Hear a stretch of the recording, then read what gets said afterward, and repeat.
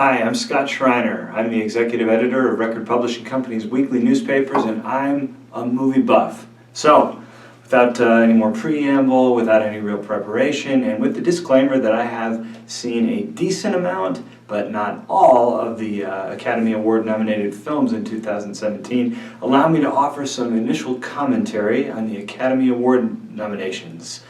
So, congratulations to La La Land and its 14 nominations. That's tying with All About Eve and Titanic for the amount of nominations for one film. That's some pretty mighty company there. Now, get ready for the backlash.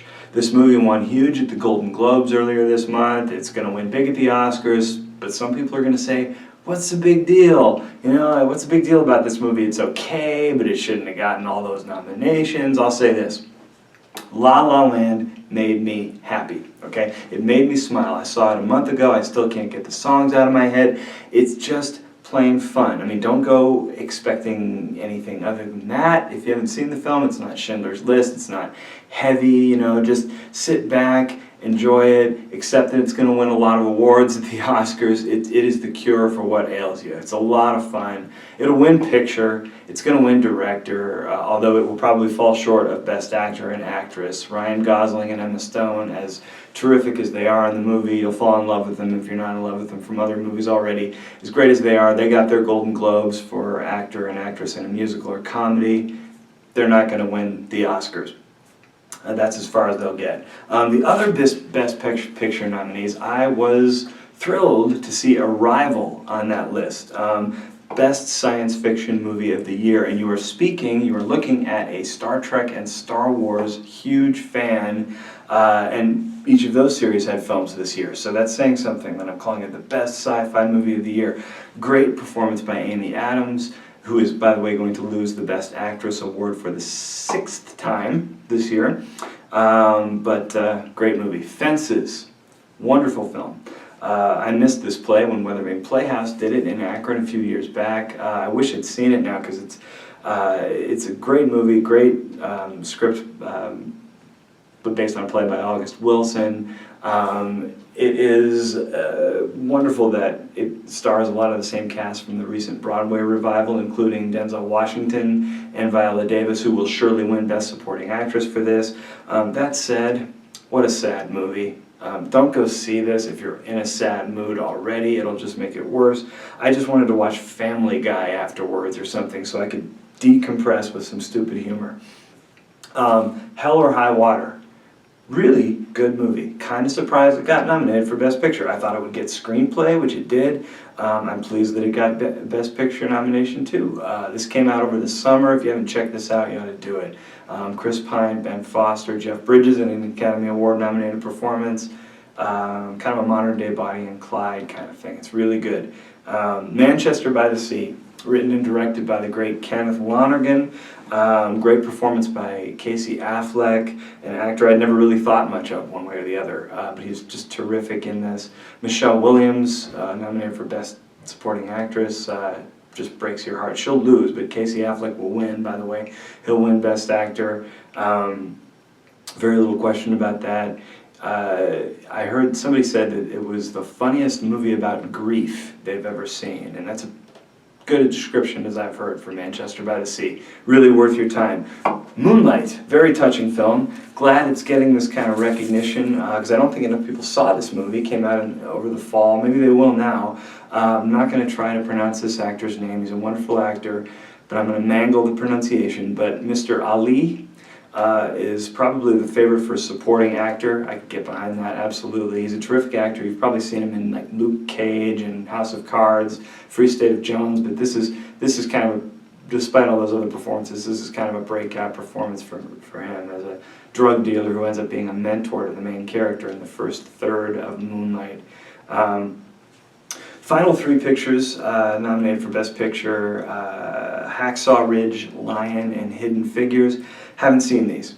I fully intend to see Lion and Hidden Figures very soon.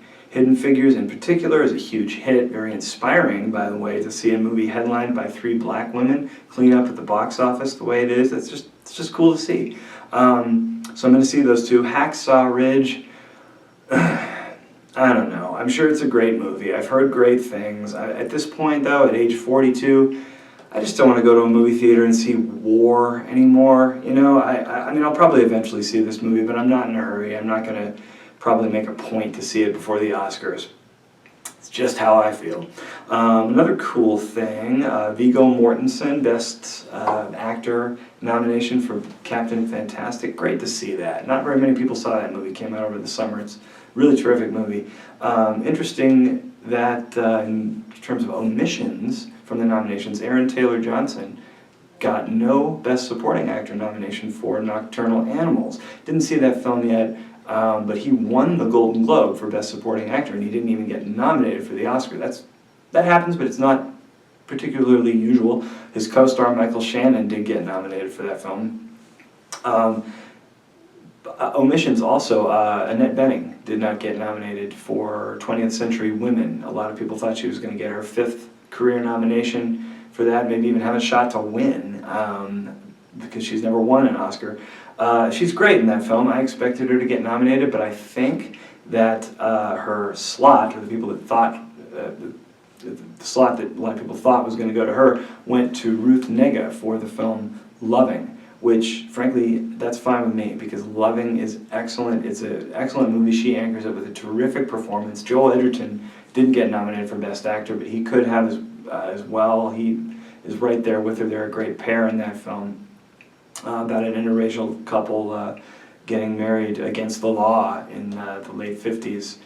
True story, wonderful film. Smart Money for Best Actress, by the way, is, again, I'm not going to try to pronounce it, but the woman, Hupert or something, who is the star of the film Elle.